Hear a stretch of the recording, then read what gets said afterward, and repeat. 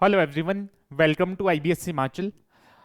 Intelligence bureau का एक और नोटिफिकेशन हमें देखने को मिला है। आईबी का सिक्योरिटी असिस्टेंट का और आईबीएससीआईयू का नोटिफिकेशन हमें देखने को मिला था। इससे पहले मिनिस्ट्री ऑफ होम के अंडर जो है इंटेलिजेंस ब्यूरो आता है। इंटेलिजेंस ब्यूरो ने वैकेंसी निकाला है अभी जेआईओ का, जूनियर इंटेलिजेंस ऑफिसर का। इसका कंप्लीट डिटेल्ड नोटिफिकेशन यहाँ पे डिस्कस करेंगे। क्या क्वालिफिकेशन रहने वाले हैं और कौन कौन एलिजिबल है, उन सभी चीज़ों पे बात करेंगे। और सिलेक्शन प्रोसीजर क्या रहेगा, मोस्ट इम्पॉर्टेंट। देखिए, मिनिस्ट्री ऑफ होम के द्वारा जो है ये नोटिफिकेशन रिलीज किया गया है।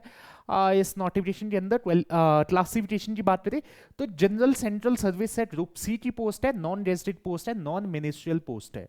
पे स्केल होगा पे लेवल 4।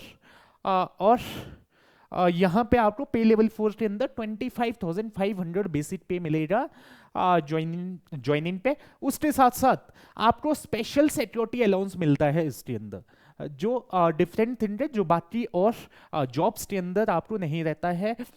तो यहाँ पे आपको स्पेशल सिक्योरिटी अलाउंस मिलता है कितना, एट द रेट 20% बेसिक पे।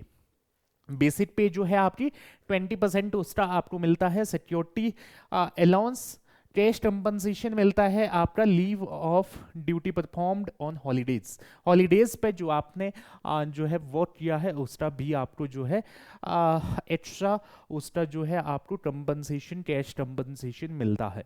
नंबर ऑफ वैकेंसीज कितने हैं अनरिजर्व की, 157 है, ईडब्ल्यूएसटी 32 है, ओबीसी की 117 है, एससी की 60 है, एसटी 28 और टोटल 394 वैकेंसीज रहने वाली है। अब यहाँ पे क्वालिफिकेशन इंपॉर्टेंट बन जाता है क्योंकि यहाँ पे सभी लोग एलिजिबल नहीं है। जैसे आईसी जो आईबी का सिक्योरिटी असिस्टेंट था या एसीआईओ था, वहां पे एलिजिबिलिटी लगभग सभी लोगों का था जो भी ग्रेजुएट थे एसीआईओ में एलिजिबल थे, और 10th जो पास थे वो सभी एलिजिबल थे सिक्योरिटी असिस्टेंट के नोटिफिकेशन के अंदर। बट यहाँ पे थोड़ा सा डिफरेंट है। देखिए, ये एक थोड़ा सा टेक्निकल पोस्ट है, यहाँ पे लिखा भी है जेआईओ टेक। तो इसके अंदर diploma in engineering in the field of, देखो इंजीनियरिंग आप डिप्लोमा आपका इंजीनियरिंग में होना चाहिए, इलेक्ट्रॉनिक्स में या फिर आपका टेलीकम्युनिकेशन में या इलेक्ट्रॉनिक्स में या कम्युनिकेशन में और इलेक्ट्रिकल और इलेक्ट्रॉनिक्स में, इंफॉर्मेशन टेक्नोलॉजी में और कंप्यूटर साइंस में और कंप्यूटर इंजीनियरिंग और computer application for a from a government recognised university. ठीक है, या बैचलर डिग्री हो आपकी साइंस में। साइंस में किसमें, साइंस में आपका सब्जेक्ट होना चाहिए इलेक्ट्रॉनिक्स, कंप्यूटर साइंस, फिजिक्स और मैथमेटिक्स, इनमें से कोई भी एक सब्जेक्ट। या बैचलर डिग्री आपके पास हो कंप्यूटर एप्लीकेशन में, ठीक है, कंप्यूटर एप्लीकेशन में आपके पास बैचलर डिग्री हो तो भी आप एलिजिबल है यहाँ पे।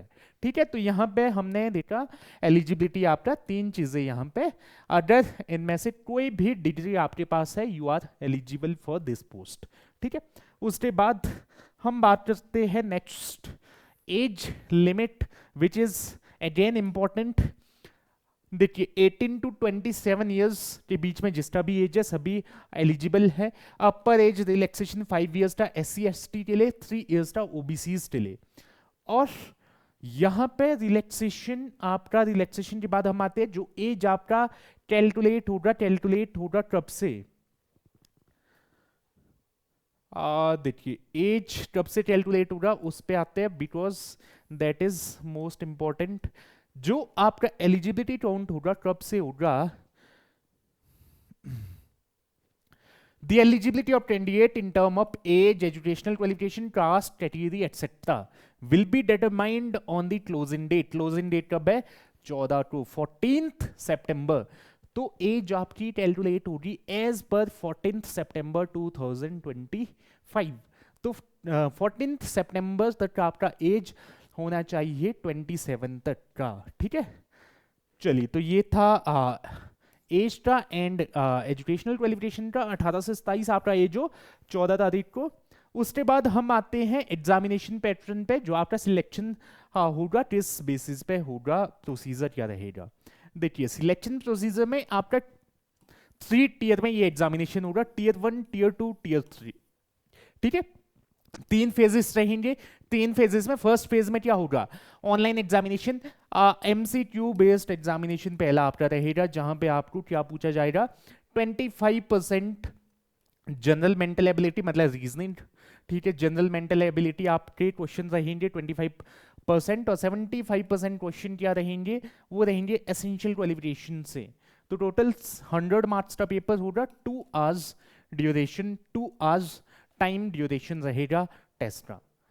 टीयर 2 आपका होगा स्किल टेस्ट, जहां पे आपका practical based and technical in nature, ठीक है, commensurate with the job profile.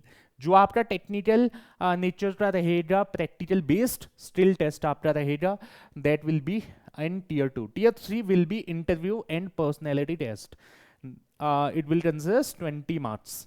तो ये रहेगा 3 फेज में आपका एग्जामिनेशन सिलेक्शन प्रोसीजर। उसके बाद अगर हम बात करें जो सिटी फॉर एग्जामिनेशन है, सिटी फॉर एग्जामिनेशन आप यहाँ पे देख सकते हैं, सभी स्टेट्स की लिस्ट यहाँ पे दी गई है, स्टेट वाइज यहाँ पे सेंटर्स गिवन है, सभी अपने अपने स्टेट्स के सेंटर्स यहाँ पे आप चेक कर सकते हो, ठीक है।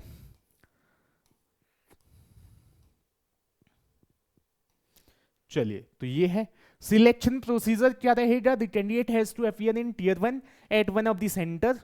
उसके बाद आपका in order to achieve qualitative selection and recruit the best available talent, there would be a cut off marks out of 100। In tier 1 examination कितना रहेगा, 35 मार्क्स रहेगा जनरल के लिए, ओबीसी के लिए 34, SC ST के लिए 33, EWS के लिए 35। ये रहेगा मिनिमम क्वालिफाइंग मार्क्स, इससे ऊपर स्कोर ही आपको करना पड़ेगा, तभी आप एलिजिबल होंगे सिलेक्शन के लिए, तभी आपको जो है कंसीडर किया जाएगा फॉर सिलेक्शन। उसके बाद on the basis of performance and normalization of marks in tier 1 candidate will be shortlisted for skill test। Tier 1 में जो मार्क्स होंगे वहां से शॉर्टलिस्ट किया जाएगा टीयर 2 के लिए, और फिर पर्सनैलिटी टेस्ट के लिए कितने 5 times the number of vacancies, 5 times candidate को सिलेक्ट किया जाएगा पर्सनल इंटरव्यू के लिए, फिर subject to the candidate score in the minimum cut off, कि मिनिमम कट ऑफ आपका स्कोर होना चाहिए। अगर मिनिमम कट ऑफ कोई कैंडिडेट स्कोर नहीं कर पाता है तो सिलेक्शन नहीं होगा, ठीक है।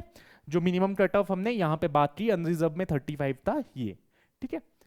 उसके बाद on the basis of combined performance in tier 1 tier 2 tier 3 a final merit list for the post of the JIO 2 टेट विल बी प्रिपेयर्ड।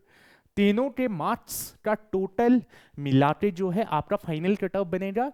तो यहां से आपका एक और डाउट क्लियर होता है कि फाइनल आपका कैसे बनेगा, marks in tier 1, marks in tier 2, marks in tier 3 तीनों के ऐड होंगे, ठीक है। चलिए डन। उसके बाद हम आते हैं डेट्स पे। 23 तारीख से स्टार्ट है, 14 सितंबर तक लास्ट डेट है फॉर्म फिल करने की। चलिए हमने डेट्स की बात कर ली है। अप्लाई कैसे करना है, अप्लाई आप मिनिस्ट्री ऑफ होम की वेबसाइट पे चले जाएंगे, वहां पे आपने सबसे पहले क्या करना है, रजिस्ट्रेशन करना है। रजिस्ट्रेशन करने के बाद फिर आप स्टेप 2 करेंगे, कंप्लीशन ऑफ एप्लीकेशन फॉर्म, और फिर आप स्टेप 3 जो है पेमेंट ऑफ फीस कर देंगे और आपका फॉर्म फिल हो जाएगा, ठीक है। फीस कितनी है, फीस पे आते हैं। ऑल कैंडिडेट्स कितना रहेगा 550, और male candidate of unreserved EWS and OBC categories examination fee आपका रहेगा 650, बाकी उसके अलावा जितने भी कैंडिडेट है सबके लिए फीस रहेगा 550, ठीक है। चलिए तो ये था कंप्लीट डिटेल इस नोटिफिकेशन के बारे में। तो ये डिटेल्स आपको जो है यहाँ पे इसके अंदर बताना था। जो नोटिफिकेशन रिलीज हुआ है इंटेलिजेंस ब्यूरो की तरफ से, इंटेलिजेंस ब्यूरो की तरफ से, IB की तरफ से, दिस इज थर्ड नोटिफिकेशन, ये तीसरा नोटिफिकेशन है। इससे पहले 2 नोटिफिकेशन ऑलरेडी जो है इससे पहले रिलीज किए गए हैं मिनिस्ट्री ऑफ होम के द्वारा, जो थे ACIO और SA के नोटिफिकेशन। उसके बारे में भी हमने आपको कंप्लीट इंफॉर्मेशन दिया था इसी YouTube चैनल के थ्रू।